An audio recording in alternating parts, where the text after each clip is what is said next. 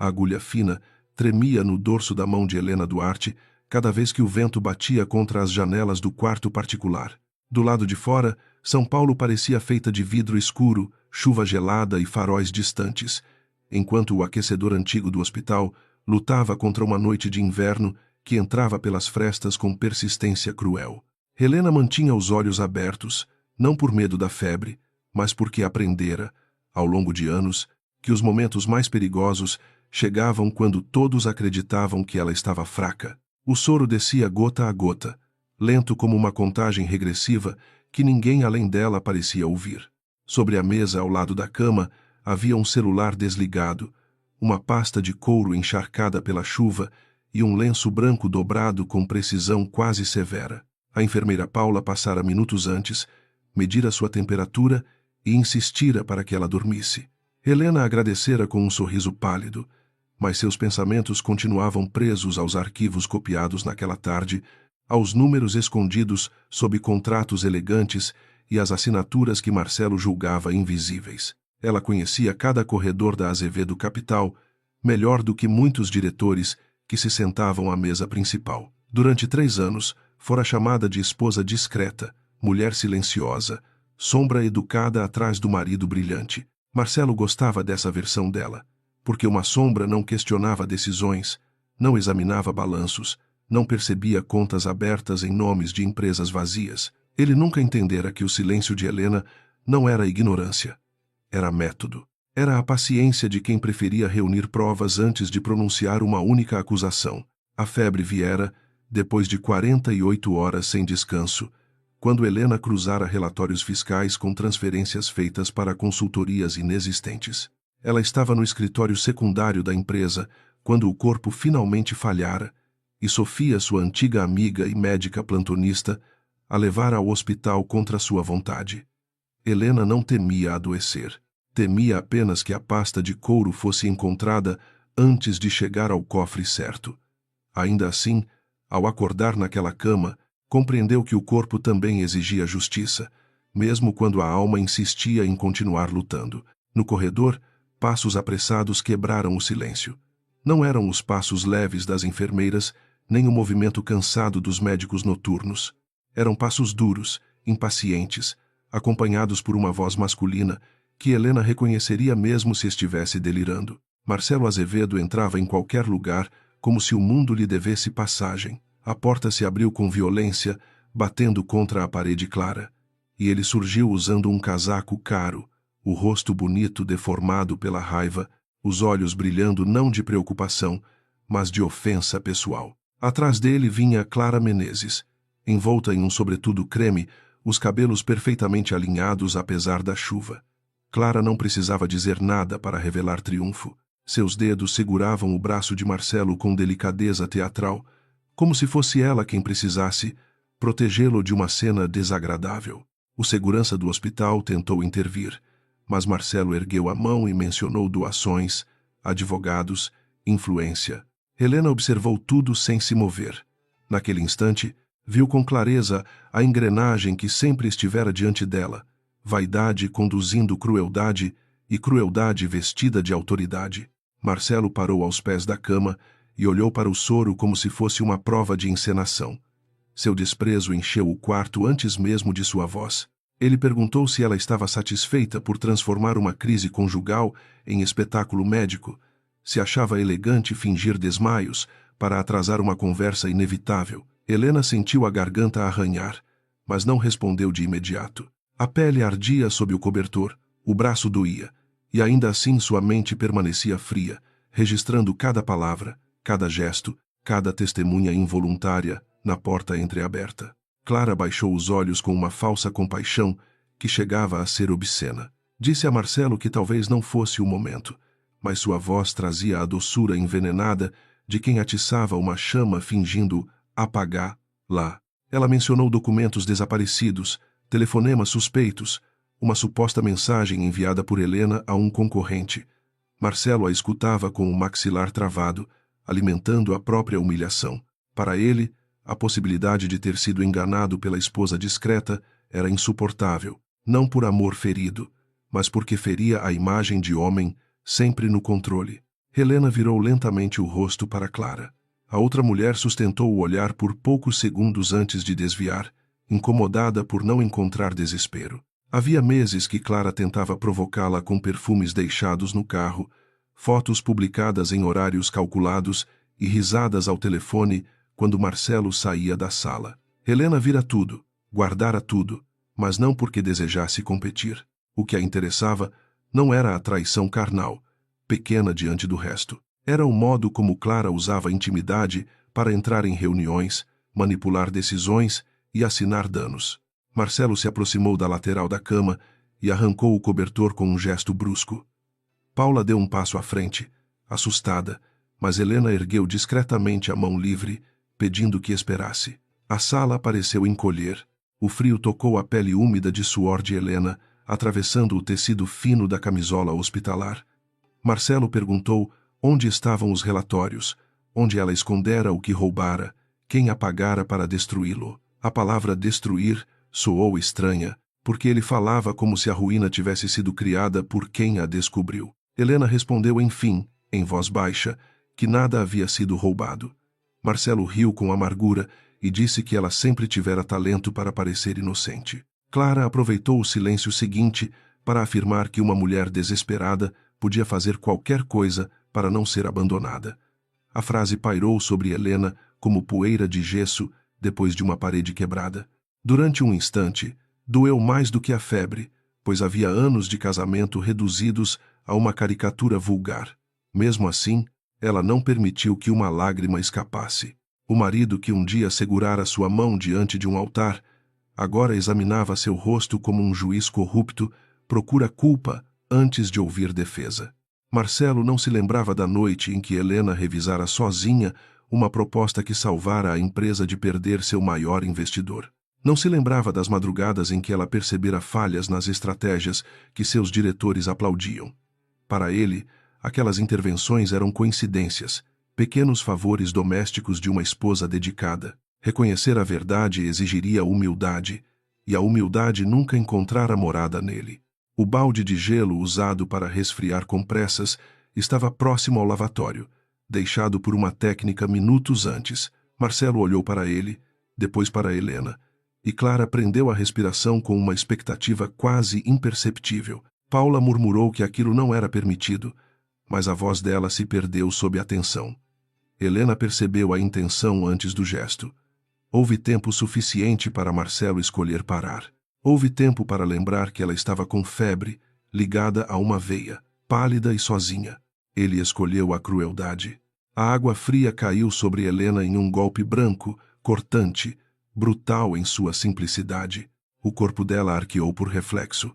A respiração falhou, e o líquido escorreu pelos cabelos, pelo pescoço, pelos lençóis, misturando-se ao cheiro de álcool e remédio. A agulha puxou a pele quando sua mão tremeu. Paula gritou por ajuda. Clara deu um passo atrás, fingindo horror tarde demais.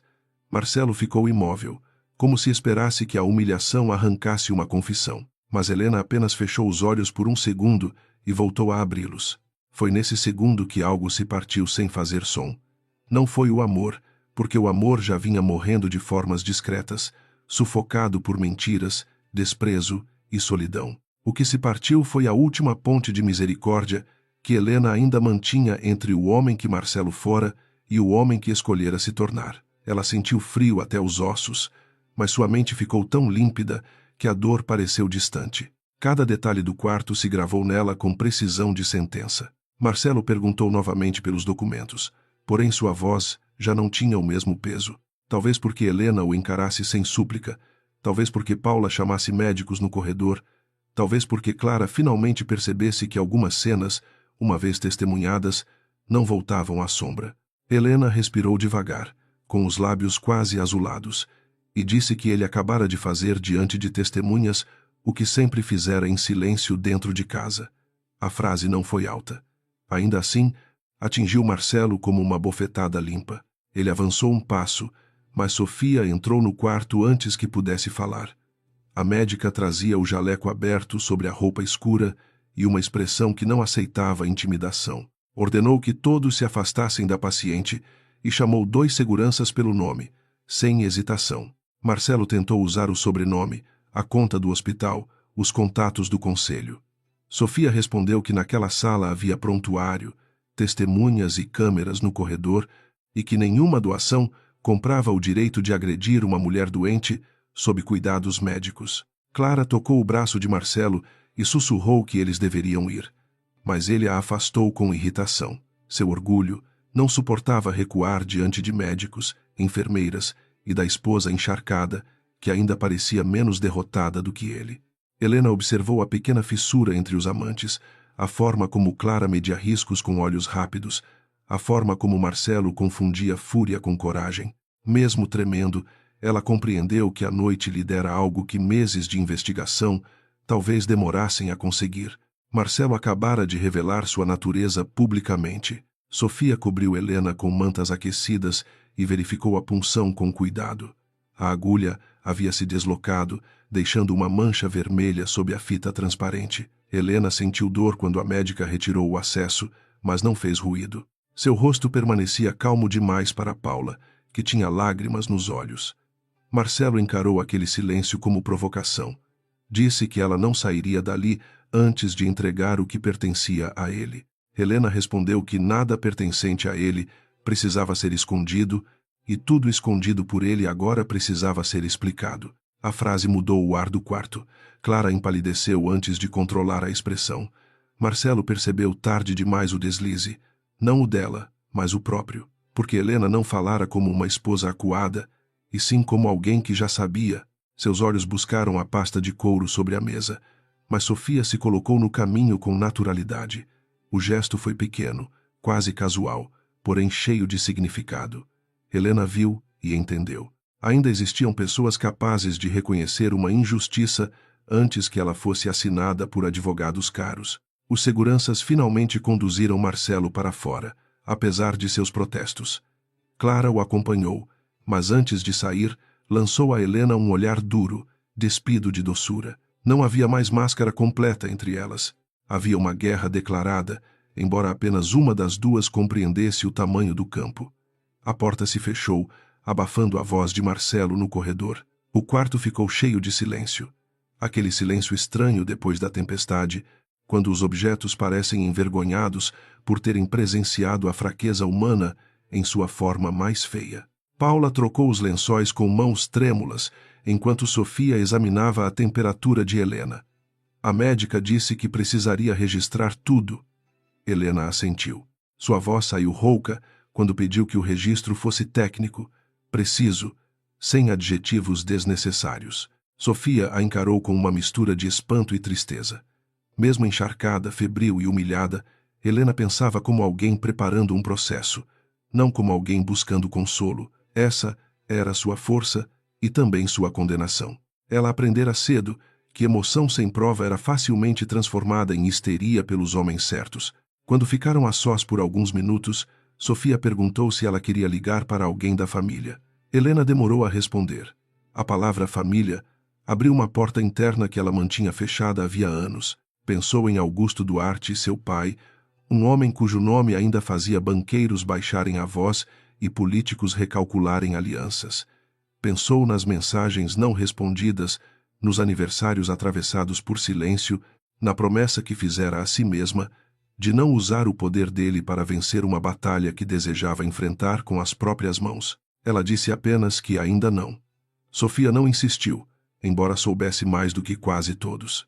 Antes de se tornar médica daquele hospital, fora bolsista de uma fundação que levava o sobrenome Duarte, e jamais esquecera a jovem reservada que visitava estudantes sem câmeras, sem imprensa, perguntando o que faltava para que continuassem. Helena ajudara muitas pessoas sem permitir que gratidão se transformasse em dívida. Talvez por isso, Sofia sentisse tanta raiva ao vê-la, naquela cama, reduzida aos olhos de Marcelo, a uma esposa inconveniente. O celular de Helena vibrou quando Paula o conectou ao carregador. Mensagens antigas apareceram em sequência, a maioria de Marcelo, enviadas antes de chegar, alternando ameaças e acusações. Depois veio uma de um número salvo apenas como A. Não havia texto longo, só uma pergunta direta, querendo saber se ela estava segura. Helena fechou os olhos. A mão ainda tremia sob a manta, mas não de medo. Ela sabia que, ao responder, abriria uma porta que Marcelo nunca imaginara existir. Uma porta atrás da qual havia poder, memória e justiça. Ainda assim, antes de chamar o pai ou qualquer advogado, Helena pediu a Sofia a pasta de couro. A médica hesitou, depois colocou o objeto ao lado dela. O couro escuro estava úmido, mas o fecho interno continuava intacto. Helena abriu devagar e confirmou que o pequeno dispositivo de armazenamento permanecia preso no compartimento oculto. Ali estavam transferências, mensagens, contratos falsos, nomes de intermediários e um mapa financeiro que apontava para muito além de uma traição conjugal. Marcelo achava que lutava contra uma esposa magoada. Na verdade, provocara a única pessoa capaz de desmontar seu império. A madrugada avançou, e o hospital recuperou aos poucos sua rotina de passos baixos e luzes frias. Helena recebeu um novo acesso, roupas secas e uma medicação que abrandou a febre sem adormecer sua consciência. Sofia permaneceu perto, preenchendo relatórios com rigor.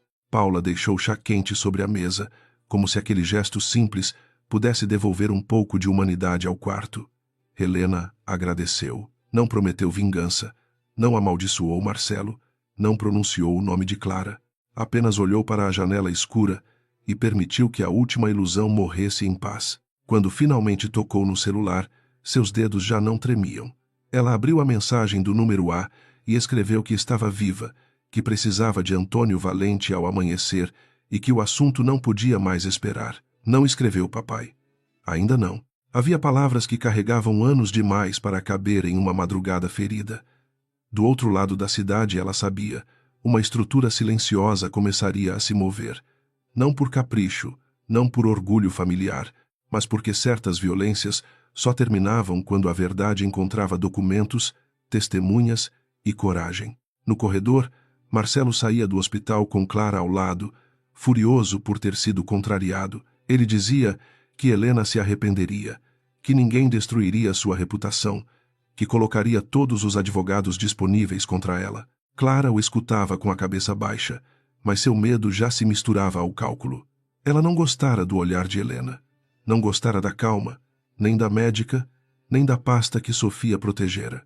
Pela primeira vez, suspeitou que talvez tivesse empurrado Marcelo contra uma parede que não conhecia, acreditando ser apenas uma porta frágil.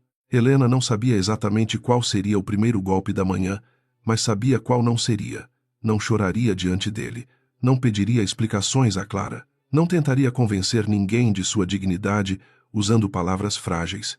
Ela deixaria que os fatos falassem, e os fatos, quando bem ordenados, tinham uma crueldade que nenhuma humilhação doméstica conseguia igualar. Enquanto o remédio aquecia lentamente suas veias e a cidade tremia sob a chuva de inverno, Helena Duarte fechou a pasta de couro e decidiu que aquele casamento terminara no instante em que a água fria tocara sua pele. O amanhecer chegou sem trazer calor. A chuva havia cessado, mas a cidade permanecia coberta por uma umidade cinzenta, daquelas que grudavam nas fachadas, nos vidros dos carros e nos ossos de quem passava a noite acordado.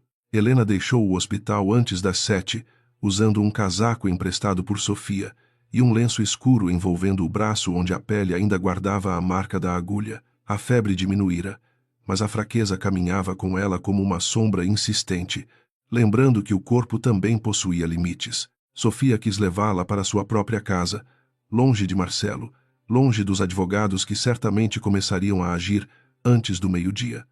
Helena recusou com suavidade. Não havia ingratidão em sua recusa, apenas uma clareza que Sofia reconheceu e respeitou. Algumas pessoas, quando feridas, procuravam colo. Helena procurava posição. Ela precisava estar onde seus documentos estavam, onde suas anotações permaneciam organizadas por datas, contas, empresas e nomes. Precisava transformar a violência sofrida em uma peça de uma engrenagem maior, antes que Marcelo distorcesse a noite. O carro de Sofia atravessou avenidas ainda vazias, passando por padarias abrindo as portas, gares recolhendo folhas molhadas e executivos apressados que não imaginavam quantas vidas ruíam atrás dos vidros fumês ao redor deles. Helena observava a cidade sem sentimentalismo. São Paulo nunca lhe prometera ternura, mas sempre lhe oferecera uma qualidade que ela entendia bem: movimento. A cidade podia esmagar os ingênuos, porém também protegia quem sabia desaparecer entre seus prédios e reaparecer com provas suficientes para fazer os poderosos tropeçarem na própria confiança. O apartamento antigo ficava em uma rua discreta de Higienópolis, longe do luxo ostensivo da cobertura, onde Marcelo colecionava obras de arte compradas para impressionar visitas. Era um imóvel herdado de sua mãe, mantido em segredo por escolha e necessidade.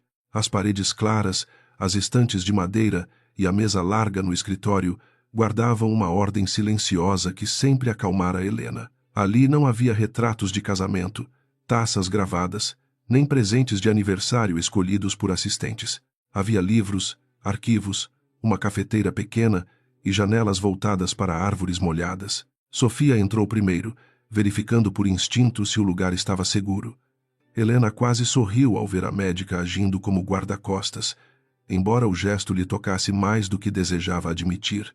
Sobre a mesa do escritório, 3 caixas de documentos aguardavam exatamente onde ela as deixara. Ao lado, um computador sem conexão automática com redes externas, 2 cadernos de capa preta e envelopes lacrados por sua própria mão. Tudo aquilo parecia excessivo para quem via de fora. Para Helena, era a diferença entre suspeita e verdade demonstrável. Ela tirou o casaco com lentidão e apoiou a pasta de couro sobre a mesa. Sofia percebeu o tremor em seus dedos, mas também percebeu que não era medo. Era exaustão física, entrando em conflito com disciplina mental. Helena ligou o computador, abriu uma planilha protegida por senha e começou a cruzar os arquivos do dispositivo escondido com as cópias impressas. O rosto pálido contrastava com a precisão de seus gestos. Cada clique parecia dizer que Marcelo poderia controlar salas, empregados e amantes, mas não controlaria mais a narrativa. Enquanto Sofia preparava café, o celular de Helena acumulava chamadas perdidas. Marcelo ligara 9 vezes, depois enviara mensagens curtas, cada uma mais agressiva que a anterior. Chamou-a de ingrata, acusou-a de chantagem, ordenou que voltasse para casa, ameaçou cortar cartões e bloquear contas conjuntas. Helena leu tudo sem alterar a expressão. Os cartões já não importavam. As contas conjuntas haviam sido observadas por ela durante meses, e a casa deixara de ser lar muito antes de se tornar campo de batalha. O que a surpreendia era apenas a previsibilidade dele. Na cobertura dos Azevedo, Marcelo passava de um cômodo a outro como um animal preso em sala luxuosa. O piso de mármore refletia sua irritação, e a vista ampla da cidade não lhe oferecia alívio. Clara permanecia sentada no sofá, cuidadosamente distante, segurando uma xícara que quase não tocava. Ela havia passado a madrugada tentando convencê-lo de que Helena usaria a cena do hospital para se fazer de vítima. Marcelo aceitava essa ideia porque era mais confortável imaginar uma armação do que reconhecer a própria brutalidade. Ele telefonou para Renato Vilas, advogado da empresa e especialista em apagar incêndios antes que virassem manchetes. Exigiu uma notificação contra Helena por apropriação indevida de documentos, quebra de confiança e tentativa de extorsão. Renato ouviu em silêncio, anotando menos do que Marcelo imaginava. Era um homem prudente, acostumado a clientes ricos que confundiam dinheiro com impunidade. Quando perguntou se havia testemunhas no hospital, Marcelo hesitou. Clara respondeu por ele, dizendo que tudo não passara de um desentendimento conjugal agravado pelo estado emocional de Helena. Renato não gostou da palavra emocional. Homens como ele sabiam que essa palavra funcionava bem em jantares. Ainda assim, prometeu agir. Marcelo desligou satisfeito por alguns segundos. Depois voltou a culpar Helena. Clara se aproximou e tocou seu rosto, dizendo que ele precisava ser firme, que uma mulher como Helena só entendia perda quando perdia privilégios. A frase foi calculada. Clara queria que ele atacasse rápido, antes que qualquer dúvida se formasse. Clara Menezes nascera em um bairro que ensinava ambição antes de ensinar paciência. Bonita, inteligente e ressentida, aprendera cedo a transformar desejo masculino em escada. Não se via como vilã. Via-se como alguém que pegava o que outras mulheres não sabiam defender. Helena, com sua discrição quase severa, lhe parecia uma ofensa pessoal. Como alguém tão sem brilho aparente podia ocupar a posição que Clara desejava, circular ao lado de Marcelo, assinar convites, receber cumprimentos e ainda parecer indiferente ao poder que possuía? Foi Clara quem plantara as primeiras suspeitas. Primeiro uma frase casual sobre arquivos que Helena carregava, depois uma foto borrada de um homem saindo do prédio secundário, apresentada como encontro clandestino, embora fosse apenas um mensageiro jurídico. Em seguida, uma mensagem falsa insinuando contato com concorrentes. Marcelo acreditou porque queria acreditar. A desconfiança lhe dava licença para fazer o que desejava sem parecer adúltero. Transformava a esposa em inimiga e a amante em aliada. Poucas mentiras eram tão eficientes quanto aquelas que ofereciam absolvição ao vaidoso. No apartamento antigo, Helena imprimiu 3 conjuntos de documentos e separou cada um em pastas numeradas. Sofia a observava com preocupação crescente. Disse que ela precisava comer, talvez dormir, 1 hora. Helena respondeu que dormiria quando o primeiro pacote estivesse fora de alcance. A médica não discutiu. Em vez disso, colocou pão, frutas e café sobre uma bandeja, como quem montava uma pequena trincheira contra o colapso. Helena comeu por obediência ao corpo, não por fome, mantendo os olhos nos relatórios enquanto mastigava lentamente. A primeira pasta continha as movimentações financeiras de 2 consultorias ligadas a Clara por meio de uma prima distante. A segunda reunia contratos de prestação de serviços sem entrega verificável, aprovados por Marcelo em reuniões onde Helena fora deliberadamente excluída. A terceira era mais grave, pois ligava um fundo estrangeiro a compras de ações feitas pouco antes de anúncios internos relevantes. Aquilo podia destruir reputações, carreiras e talvez levar gente influente a uma sala de interrogatório. Helena sabia que provas demais, entregues sem estratégia, podiam desaparecer. Por isso, chamou Antônio Valente. O advogado atendeu no segundo toque, e sua voz profunda trouxe uma lembrança de infância que Helena tentou afastar. Ele não perguntou se ela estava exagerando, não pediu calma, não sugeriu reconciliação. Apenas quis saber onde ela estava, quem tinha acesso ao local e se havia registro médico da agressão. Helena respondeu tudo com objetividade. Antônio ficou em silêncio por um instante quando ouviu sobre a água fria, e esse silêncio disse mais que qualquer indignação. Depois, afirmou que viria pessoalmente. Helena desligou e caminhou até a janela. Na rua, uma mulher segurava a mão de uma criança enquanto desviava de poças. A cena comum pareceu absurdamente distante. Durante anos, Helena acreditara que poderia preservar uma parte simples da vida se mantivesse seu sobrenome longe do casamento. Quisera ser escolhida sem o peso do pai, sem a reverência interessada que o nome Duarte provocava. Marcelo, no início, parecia admirar sua serenidade, sua cultura, sua capacidade de ouvir. Hoje ela entendia que ele admirava principalmente aquilo que podia interpretar como submissão. O primeiro ano de casamento fora feito de delicadezas possíveis. Jantares sem câmeras, viagens curtas, conversas em que Marcelo parecia menos armado contra o mundo. Helena se lembrava de uma noite em Paraty, quando ele confessara medo de fracassar como o pai. Ela lhe prometera que ninguém precisava vencer sozinho. Talvez aquele tivesse sido seu erro mais profundo, confundir a fragilidade momentânea de um homem ambicioso com bondade duradoura. Aos poucos, Marcelo transformara apoio em obrigação, conselho em interferência, silêncio em permissão. Na Azevedo Capital, a notícia da internação de Helena já circulava em versões contraditórias.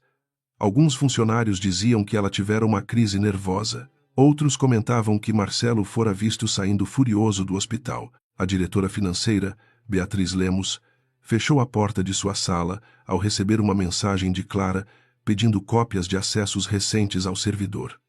Beatriz não era inocente. Assinara documentos que não deveria, convencida por bônus generosos e pela certeza de que Marcelo a protegeria. Mas naquela manhã, percebeu que proteção de homem acuado costumava durar pouco. Clara chegou à empresa antes de Marcelo. Embora não tivesse cargo formal compatível com a liberdade com que circulava, usava um vestido escuro, salto alto, e o sorriso de quem já se imaginava ocupando uma cadeira definitiva. Cumprimentou secretárias pelo nome, ignorou analistas, entrou na sala de Marcelo e pediu que Beatriz fosse chamada. Ao fechar a porta, abandonou a gentileza. Queria saber quais arquivos Helena acessara, quem autorizara, se havia como declarar invasão indevida. Beatriz respondeu que Helena ainda possuía credenciais legítimas por decisões anteriores do próprio Marcelo. Essa informação irritou Clara. Ela não entendia a arquitetura discreta de poder que Helena havia preservado. Como esposa, parecia ausente. Como conselheira informal, porém, tivera acesso a reuniões estratégicas, pareceres de risco e documentos que Marcelo assinara sem ler, por confiar que ela corrigiria problemas antes que virassem prejuízo. O que os outros chamavam de gentileza conjugal era, na prática, competência não reconhecida. Marcelo aceitara os benefícios dessa competência enquanto podia fingir que vinha dele. Agora, tentava chamar de roubo aquilo que durante anos explorara sem agradecer. Antônio chegou ao apartamento perto das 10, acompanhado por uma assistente chamada Marina, jovem, discreta e atenta. Era um homem de cabelos grisalhos, terno impecável e olhos que pareciam medir a temperatura moral de uma sala antes de escolher palavras. Ao ver Helena, sua expressão endureceu por uma fração de segundo. Ela sabia que o hematoma discreto no braço, a palidez e os cabelos ainda úmidos denunciavam mais do que gostaria. Ele não a tratou como menina ferida, tratou-a como cliente capaz, e por isso ela lhe foi grata. Eles trabalharam durante horas. Antônio revisou as provas, separou o que poderia ser usado em ação imediata, o que exigia perícia e o que deveria ser preservado em cartório. Marina digitalizou registros, organizou linhas do tempo e preparou notificações. Sofia permaneceu no sofá, fingindo ler mensagens enquanto monitorava Helena como paciente teimosa. A cada nova conexão revelada, o rosto de Antônio ficava mais fechado. Não se tratava apenas de adultério, crueldade ou disputa de divórcio. Havia indícios de fraude societária, manipulação contábil e uso de informações privilegiadas. Helena explicou a sequência com calma. Disse que começara a suspeitar quando um contrato recusado por ela reaparecera aprovado sob outra rubrica. Depois notara pagamentos a fornecedores sem equipe, endereços compartilhados por empresas distintas e reuniões informais entre Marcelo, Clara e 2 acionistas minoritários. Ela não acusava sem base. Durante meses, acompanhara entradas e saídas, copiara documentos aos quais tinha acesso legítimo e registrara contradições. Antônio perguntou por que não o chamara antes. Helena baixou os olhos por um instante e respondeu que ainda esperava estar enganada. A resposta atravessou a sala com uma tristeza limpa. Sofia desviou o rosto. Antônio fechou uma pasta devagar. Todos entenderam que aquela esperança era a parte mais humana de Helena, a parte que nenhuma competência conseguia proteger. Ela não demorara por fraqueza, mas porque descobrir a culpa de um estranho era fácil, enquanto confirmar a ruína moral de alguém amado exigia atravessar luto em vida. Marcelo não apenas traíra a esposa, ele a obrigara a investigar, sozinha, a decomposição do homem que ela um dia acreditara conhecer. À tarde, chegaram as primeiras notificações de Renato. O texto acusava Helena de retenção indevida de documentos e insinuava instabilidade emocional. Antônio leu em silêncio e sorriu sem humor. Disse que aquilo era útil, pois demonstrava a estratégia de desqualificação antes mesmo de qualquer diálogo formal. Helena pediu que a resposta incluísse o registro médico, a identificação das testemunhas e a preservação imediata das imagens do hospital. Também solicitou uma medida para impedir alteração de arquivos corporativos. Antônio ergueu os olhos, avaliando-a com respeito renovado. Ela não buscava escândalo, buscava cerco. Enquanto isso, Marcelo convocava uma reunião restrita com diretores leais. Falou de traição, vazamento e sabotagem. Não mencionou a água fria, o hospital, a febre. Homens como ele escolhiam narrativas como escolhiam gravatas, de acordo com a ocasião. Disse que Helena estava emocionalmente perturbada e talvez manipulada por interesses externos. Alguns a sentiram por medo, outros por conveniência. Apenas Daniel Rocha, gerente de compliance que devia a Helena uma promoção justa, permaneceu quieto. Ele conhecia assinaturas demais, exceções demais, pressões demais, e conhecia a diferença entre uma mulher instável e uma mulher preparada. Clara ficou ao lado de Marcelo durante a reunião, em pé, como se sua presença já fosse oficial. Isso incomodou alguns diretores, mas ninguém disse nada. Ela percebeu o desconforto e gostou dele. Poder, para Clara, era justamente provocar silêncio nos outros. Ao fim da reunião, sugeriu que Marcelo anunciasse publicamente a separação antes que Helena fizesse qualquer movimento. Ele hesitou, não por consideração, mas por cálculo de imagem. Clara tocou sua mão sob a mesa e sussurrou que hesitar era permitir que Helena vencesse. Bastou isso. No apartamento, Helena recebeu a notícia por meio de Daniel, que ligou de um telefone particular. Ele falou rápido, nervoso, dizendo que Marcelo pretendia afastá-la de qualquer acesso e lançar uma nota sobre crise conjugal. Helena ouviu sem interromper. Daniel pediu desculpas por não ter percebido antes. Ela respondeu que perceber não era simples quando todos eram pagos para não enxergar. A frase não acusava, mas pesava. Daniel prometeu enviar cópias de atas e registros de presença. Helena agradeceu, e pela primeira vez naquele dia, sua voz suavizou. Ao desligar, ela sentiu a fadiga golpeá-la com força. A sala girou levemente, e Sofia a obrigou a sentar. Helena obedeceu porque seu corpo já não aceitava a negociação. Antônio aproveitou a pausa para dizer que Augusto precisava ser informado. O nome do pai caiu entre eles como uma pedra antiga em água parada. Helena olhou para o advogado e durante alguns segundos não foi a estrategista que todos viam. Foi a filha que deixara a mansão da família com uma mala pequena e uma convicção orgulhosa de independência. Ela disse que chamaria o pai quando fosse necessário, não antes. Antônio respondeu que talvez necessário já tivesse chegado. Helena não se ofendeu. Sabia que ele falava por lealdade, não por desconfiança. Ainda assim, havia algo que precisava fazer sozinha. Marcelo a conhecera como Helena Duarte, mas jamais compreendera o que esse sobrenome significava, porque ela o mantivera sem brilho, quase apagado. Se Augusto entrasse agora, todos diriam que ela vencera por herança. Helena queria que os documentos falassem primeiro. Depois, se o nome do pai viesse, viria como confirmação, não como muleta. À noite, a nota de Marcelo circulou em grupos internos antes de chegar à imprensa econômica por canais discretos. O texto falava de afastamento temporário, divergências pessoais e preocupação com o equilíbrio emocional de Helena. Era elegante, venenoso e covarde. Clara comemorou em silêncio, imaginando Helena acuada, isolada, talvez chorando em algum quarto escuro. Mas Helena leu a nota sentada à mesa, com uma xícara de chá ao lado e 3 notificações prontas para envio. Não chorou, apenas corrigiu uma vírgula em um documento e autorizou Antônio a protocolar a resposta. A resposta não era teatral.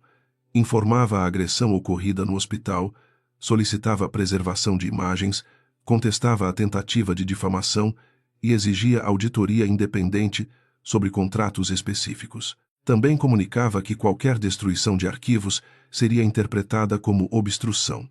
Marcelo recebeu o documento enquanto bebia uísque na cobertura. Leu a primeira página com raiva, a segunda com inquietação e a terceira com um silêncio que Clara não gostou. Quando viu os nomes das consultorias, seu rosto perdeu cor. Clara perguntou o que havia. Ele não respondeu imediatamente. Naquele silêncio, pela primeira vez desde o início do caso, Marcelo entendeu que Helena talvez não estivesse apenas reagindo. Talvez ela estivesse meses à frente. Essa percepção o feriu mais do que qualquer acusação, porque atingia o centro de sua vaidade. Ele a subestimara não uma vez, mas todos os dias. Subestimara sua inteligência, sua memória, sua rede, sua capacidade de suportar humilhações enquanto organizava provas. Clara tentou recuperar o controle, dizendo que documentos podiam ser contestados, que tudo podia ser explicado. Marcelo olhou para ela como se perguntasse quanto daquela segurança era teatro. No apartamento antigo, Helena finalmente aceitou deitar no sofá do escritório. Sofia cobriu seus pés com uma manta. Antônio e Marina continuavam trabalhando em voz baixa, como guardiões de uma madrugada que ainda não terminara. Antes de fechar os olhos, Helena pediu que enviassem uma cópia lacrada a um cartório e outra a Daniel, em canal seguro. Pediu também que Sofia guardasse o relatório médico original. Ninguém discutiu. A mulher que Marcelo tentara quebrar no frio não falava alto, não ameaçava, não implorava.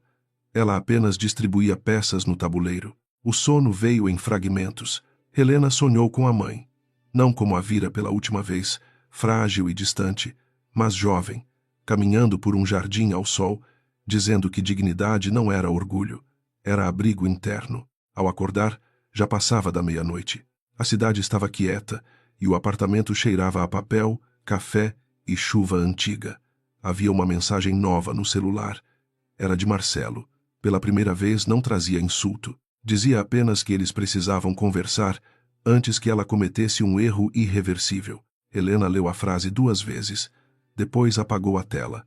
O erro irreversível já tinha sido cometido por ele, no quarto frio do hospital, diante de testemunhas, quando confundiu poder com direito de humilhar. Ela caminhou até a mesa, abriu o caderno de capa preta e escreveu a data no alto de uma página limpa.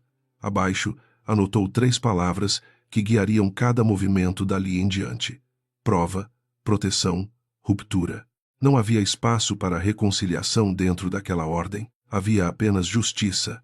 E justiça, quando chegava tarde, precisava chegar inteira.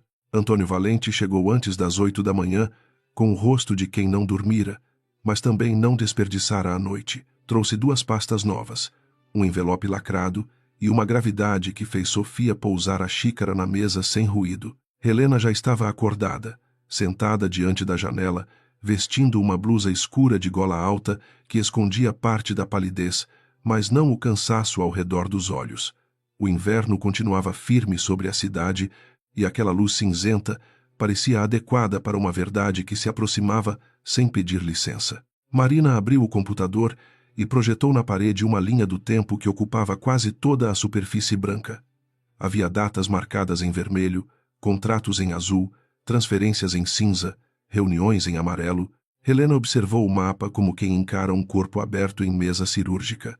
Ali estava o casamento dela, não em fotografias ou promessas, mas em rastros financeiros, omissões e assinaturas.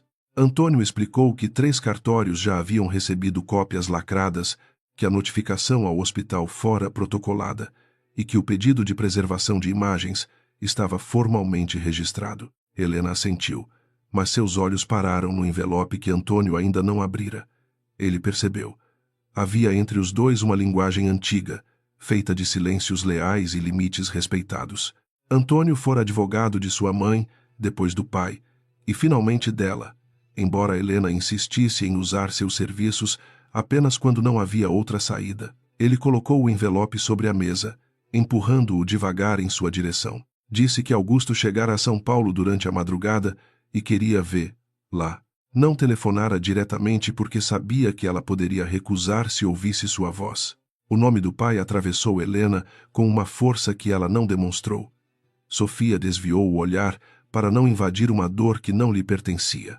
Durante anos, Augusto Duarte fora uma presença imensa e distante, como um edifício iluminado visto de longe em noites de chuva. Fundador de um dos grupos de investimento mais discretos e poderosos do país, ele era temido por banqueiros, cortejado por políticos e evitado por empresários que tinham contas mal explicadas. Para Helena, porém, antes de tudo, era o homem que não soubera ficar quando sua esposa morreu. A morte de Elisa Duarte deixara uma casa grande demais para 2 pessoas que sofriam em idiomas diferentes. Augusto transformara luto em trabalho, desaparecendo entre reuniões, viagens e silêncios. Helena, ainda jovem, transformara luto em estudo, disciplina e uma recusa obstinada de depender do sobrenome que todos reverenciavam. Quando conheceu Marcelo, acreditou que poderia construir uma vida onde seu valor não fosse medido pela fortuna do pai. Casou-se sem revelar a extensão real da influência familiar, apresentando Augusto apenas como um investidor aposentado, distante e reservado. Antônio não a pressionou. Disse apenas que o que encontraram nos documentos tocava uma área antiga demais para ser tratada como coincidência. Helena ergueu os olhos. Ele abriu a segunda pasta e mostrou uma sequência de operações ligadas a uma empresa extinta havia anos, usada em uma disputa patrimonial logo após a morte de Elisa. Helena sentiu o peito apertar, não de surpresa completa, mas de confirmação indesejada. Havia meses ela percebia sombras familiares no caminho de Marcelo, nomes que pareciam ecos de um passado que ninguém queria revisar. A ligação não significava que Marcelo tivesse causado a tragédia de Elisa, e Helena jamais permitiria que dor virasse acusação sem prova, mas significava que ele se beneficiara, direta ou indiretamente, de uma rede que se alimentara de ativos enfraquecidos naquele período. A Azevedo Capital, ainda pequena na época, recebera aportes por meio de intermediários ligados a consultores que tinham acesso a informações sensíveis sobre fundos administrados por Augusto. Marcelo talvez não soubesse tudo no início, talvez soubesse apenas o bastante para fingir ignorância depois. Helena fechou os dedos sobre a borda da mesa. Sua voz saiu firme ao perguntar se Augusto já sabia.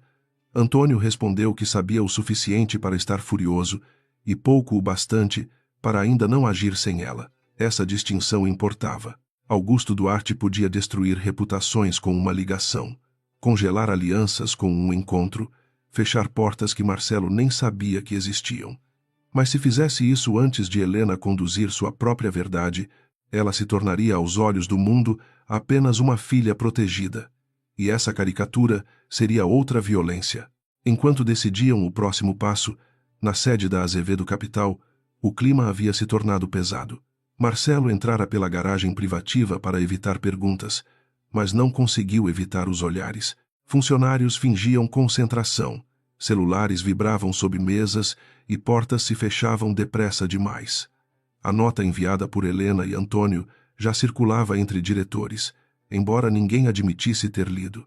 A palavra agressão, mesmo em linguagem técnica, possuía um peso que nenhuma versão sobre crise emocional conseguia apagar. Marcelo sentia esse peso e o odiava, porque ele não obedecia.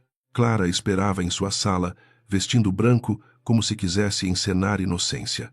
Sobre a mesa havia recortes de notícias antigas sobre Augusto Duarte e sua fundação, impressos durante a noite. Ela ainda não sabia tudo, mas começara a juntar sinais. O sobrenome Duarte sempre lhe parecera comum o bastante para ser ignorado, elegante o bastante para servir em convites. Agora descobria que aquele nome podia abrir arquivos trancados há décadas. Quando Marcelo entrou, ela perguntou por que ele nunca investigara melhor a família da própria esposa. A pergunta o atingiu onde doía. Marcelo odiava ser lembrado do que desconhecia. Respondeu que Helena havia escondido informações, que mentia desde o início, que aquele casamento inteiro talvez fosse uma armação. Clara percebeu a inversão conveniente e não o corrigiu. Para sobreviver ao lado de homens como Marcelo, era preciso alimentar a versão que os mantinha em movimento. Ainda assim, por dentro, começou a recalcular seu lugar. Se Helena fosse filha de quem parecia ser, Clara não enfrentava apenas uma esposa magoada. Enfrentava um sobrenome capaz de transformar amantes em notas de rodapé. Renato Vilas chegou pouco depois, carregando uma pasta fina demais para a dimensão do problema. Informou que o hospital confirmara a existência de câmeras no corredor e que a equipe médica registrara incidente envolvendo exposição ao frio, interrupção de tratamento e necessidade de troca de acesso venoso. Marcelo bateu a mão na mesa, dizendo que ninguém provaria intenção. Renato sustentou o olhar e respondeu que, em direito e reputação, intenção nem sempre era necessária quando o ato tinha testemunhas suficientes. Clara sentiu um arrepio sob a seda da blusa. A reunião piorou quando Beatriz entrou, convocada para explicar os contratos mencionados na notificação. A diretora financeira vinha rígida, com a pasta abraçada ao peito como escudo. Marcelo exigiu que ela dissesse, diante de Renato, que todos os pagamentos haviam sido regulares. Beatriz olhou para Clara por um instante, depois para o advogado. Disse que havia aprovações formais, mas também exceções operacionais solicitadas diretamente pela presidência. Marcelo empalideceu de raiva. Clara interrompeu, afirmando que Beatriz estava confusa. Beatriz respondeu que confusão era uma palavra perigosa quando existiam e-mails. Daniel Rocha, do Compliance, Observava a cena pelo vidro fosco da sala vizinha. Tinha recebido de Helena instruções claras para não se expor desnecessariamente, mas cada minuto ali dentro confirmava que a empresa entrara em uma zona moral sem retorno. Ele recordou uma reunião de meses antes, quando Helena questionara discretamente uma cláusula que todos aprovariam sem ler. Marcelo a interrompera com um sorriso, dizendo que assuntos técnicos cansavam convidados. Ela não reagira, apenas anotara. Daniel entendeu tarde demais que aquele caderno silencioso talvez fosse mais perigoso do que qualquer grito. No apartamento de Higienópolis, Helena concordou finalmente em encontrar Augusto, mas impôs uma condição. A reunião não seria na mansão da família, nem no escritório dele, nem em qualquer lugar onde sua presença pudesse ser interpretada como submissão. Seria ali, no apartamento da mãe, diante dos documentos reunidos por ela. Antônio transmitiu o recado sem comentar, e Augusto aceitou de imediato. Essa aceitação simples feriu Helena de modo inesperado. Durante anos, esperara resistência. Às vezes, o orgulho sobrevive por mais tempo que a razão porque ninguém lhe oferece uma saída digna. Augusto chegou no fim da manhã, sem comitiva visível, usando sobretudo escuro e trazendo no rosto as marcas de uma noite atravessada por aviões e memórias. Ao entrar no apartamento, seus olhos passaram pelas estantes, pelo quadro pequeno que fora de Elisa, pela mesa de trabalho ocupada por provas, e finalmente pararam em Helena. Ele não a abraçou de imediato. Talvez temesse ser recusado, talvez entendesse que uma filha ferida precisava ser vista antes de ser tocada. Helena levantou-se devagar e, por um instante, ambos pareceram dois sobreviventes de naufrágios diferentes. Augusto disse o nome dela com uma delicadeza que quase desarmou a sala. Helena respondeu chamando-o de pai, palavra rara em sua boca adulta, e Sofia percebeu que Antônio desviou o olhar para esconder emoção. O encontro não permitia sentimentalismo prolongado. Havia coisas demais sobre a mesa, inclusive o registro da agressão no hospital. Augusto leu o relatório com silêncio absoluto. Quanto mais avançava, mais sua expressão se fechava, mas não havia explosão. A raiva de homens realmente poderosos raramente precisava de volume. Ela se organizava. Ele perguntou se Marcelo sabia quem ela era. Helena respondeu que sabia seu nome, mas não sua história. Augusto fechou a pasta e disse que essa ignorância não diminuía a culpa. Helena concordou. Depois explicou por que escondera a dimensão do sobrenome, por que quisera uma vida não comprada pelo medo que os outros sentiam dele. Augusto ouviu sem se defender. Quando ela terminou, ele admitiu que confundira proteção com distância após a morte de Elisa. Disse que, ao tentar impedir que a filha fosse usada por interesseiros, deixara que ela enfrentasse sozinha alguém pior. A frase abriu uma fissura antiga, e Helena precisou se sentar. Não queria chorar, não ali, não antes de completar o plano. Mas lágrimas silenciosas surgiram, não pela água fria, nem por Marcelo, e sim pela exaustão de ter sido forte por tempo demais. Augusto se aproximou apenas o suficiente para oferecer um lenço, sem invadir. Ela aceitou. Esse pequeno gesto, sem cobrança, trouxe mais reconciliação do que qualquer discurso. Sofia saiu discretamente para a cozinha, levando consigo a compreensão de que algumas curas começavam quando ninguém tentava apressá-las. Depois da pausa, a estrategista voltou. Helena mostrou ao pai a linha do tempo e explicou onde sua equipe poderia ajudar sem assumir o controle. Queria uma auditoria independente solicitada por acionistas relevantes, não uma guerra familiar. Queria preservar funcionários inocentes, proteger denunciantes e impedir que Marcelo destruísse arquivos. Augusto ouviu com atenção e, ao final, disse que ela não precisava provar competência para merecer apoio. Helena respondeu que sabia, mas precisava provar a verdade para que ninguém a chamasse de capricho. O pai assentiu. Compreendeu a diferença.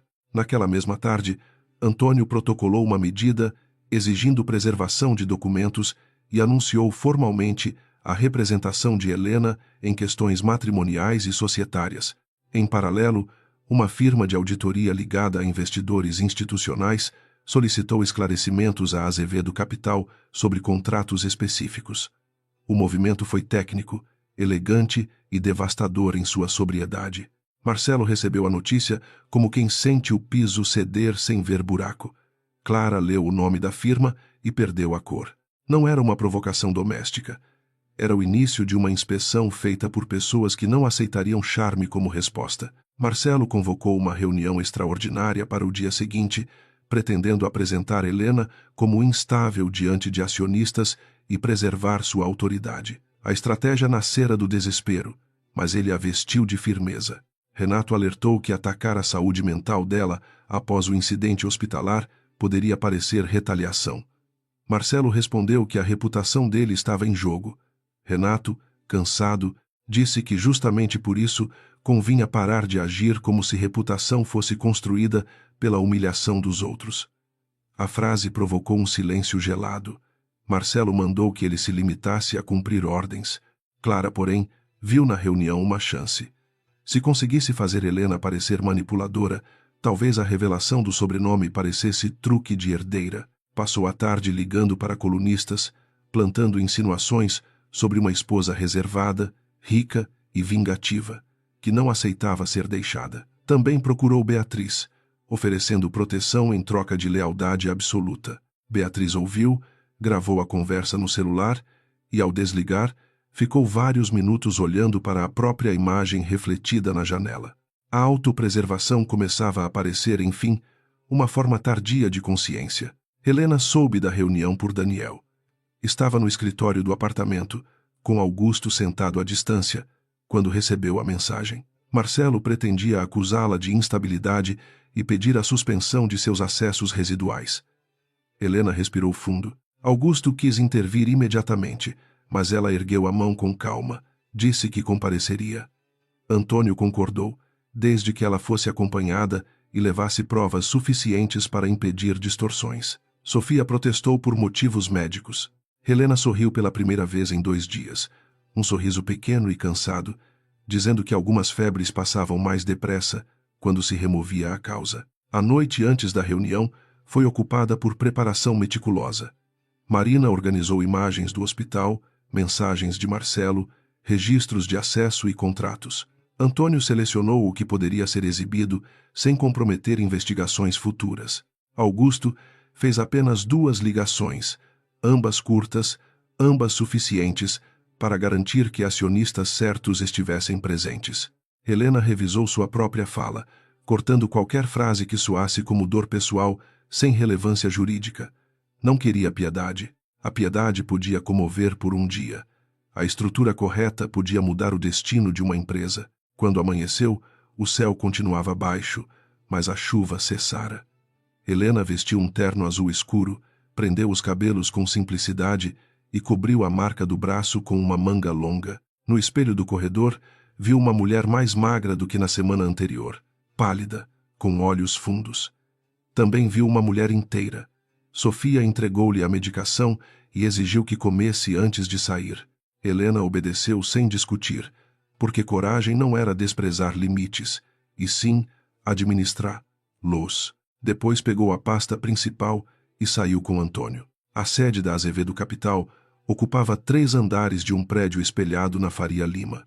Helena conhecia o brilho daquela recepção, o cheiro de café caro, o modo como recepcionistas sorriam mais para ternos masculinos do que para mulheres sem crachá executivo. Ao entrar, sentiu olhares se voltarem, alguns curiosos, outros culpados, outros francamente assustados.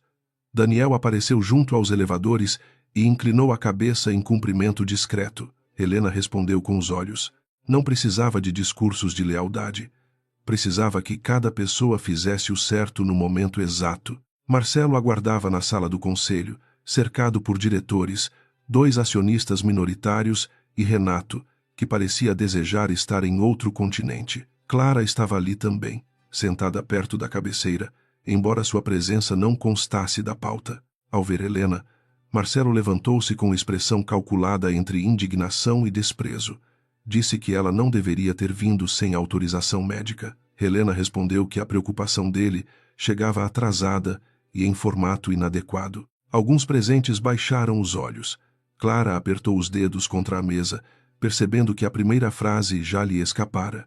Marcelo iniciou a reunião com uma fala sobre responsabilidade corporativa, confidencialidade e os danos causados por conflitos pessoais. Disse que Helena, abalada por questões matrimoniais, acessara documentos sem finalidade clara e ameaçava expor a empresa por ressentimento. Falava bem, como sempre, modulando a voz para parecer razoável. Helena escutou sem interromper. Sabia que o deixaria construir a própria armadilha. Homens acostumados a dominar salas frequentemente se enforcavam no excesso de confiança, porque confundiam silêncio alheio com ausência de resposta. Quando Marcelo terminou, Helena pediu a palavra. Renato tentou sugerir que qualquer declaração fosse mediada por advogados, mas Marcelo, desejando mostrar controle, permitiu. Helena colocou sobre a mesa o relatório do hospital, sem projetar imagens ainda. Disse que antes de discutir acessos, era necessário registrar que na noite anterior, o presidente da empresa invadira um quarto hospitalar, interrompera seu tratamento e despejara água fria sobre uma paciente febril. A sala congelou. Marcelo chamou aquilo de distorção. Helena então pediu que Antônio exibisse a imagem do corredor, mostrando Marcelo entrando com o balde nas mãos. A gravação não mostrava tudo, mas mostrava o bastante. Mostrava a chegada agressiva, a presença de Clara, a enfermeira tentando intervir, Sofia entrando depois, os seguranças conduzindo Marcelo para fora. O som era limitado, mas a linguagem dos corpos não precisava de legenda. Um dos acionistas levou a mão à boca.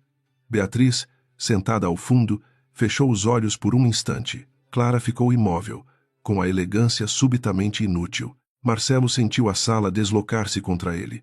Tentou dizer que Helena o provocara. A própria frase o condenou. Helena não elevou a voz. Disse que a conduta pessoal importava porque revelava um padrão de intimidação usado também na empresa.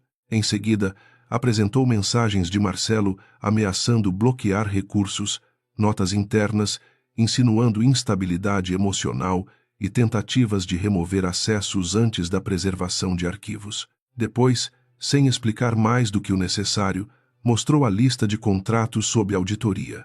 Não acusou todos na sala. Pelo contrário, afirmou que funcionários honestos deveriam ser protegidos e que a empresa precisava separar erro, medo e dolo. Essa distinção abalou quem ainda poderia escolher um lado. Clara tentou intervir.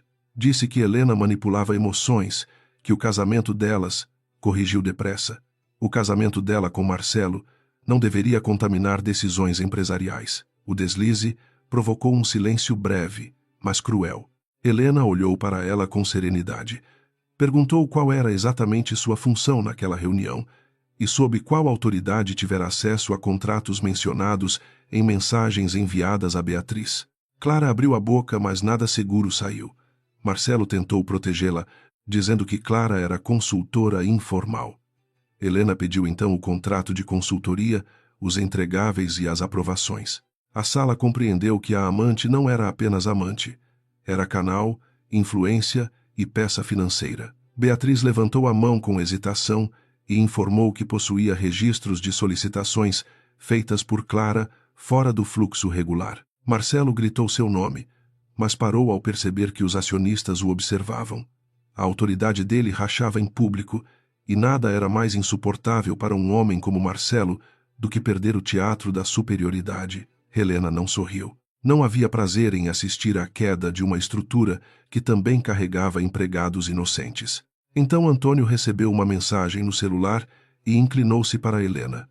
Ela leu, respirou fundo e assentiu. A porta da sala se abriu poucos segundos depois. Augusto Duarte entrou sem pressa, acompanhado apenas por um assessor. Não precisava anunciar patrimônio, cargos ou ameaças. Sua presença mudou a pressão do ambiente. Alguns diretores o reconheceram imediatamente, outros demoraram um instante e empalideceram ao entender.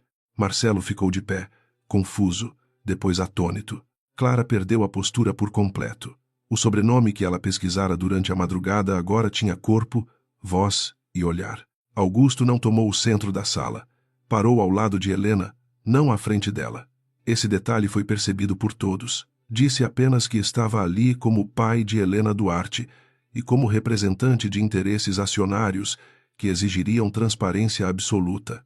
A palavra pai Atravessou Marcelo com violência silenciosa.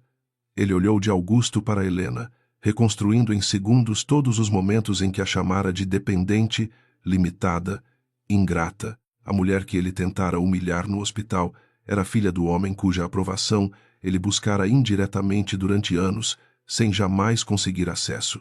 Marcelo tentou falar, mas a voz falhou.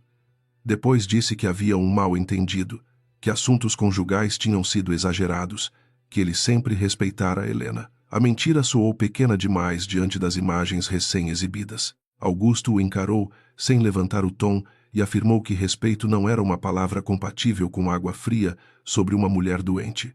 Marcelo baixou os olhos pela primeira vez, não por arrependimento pleno, mas porque seu cálculo de poder acabara de inverter-se.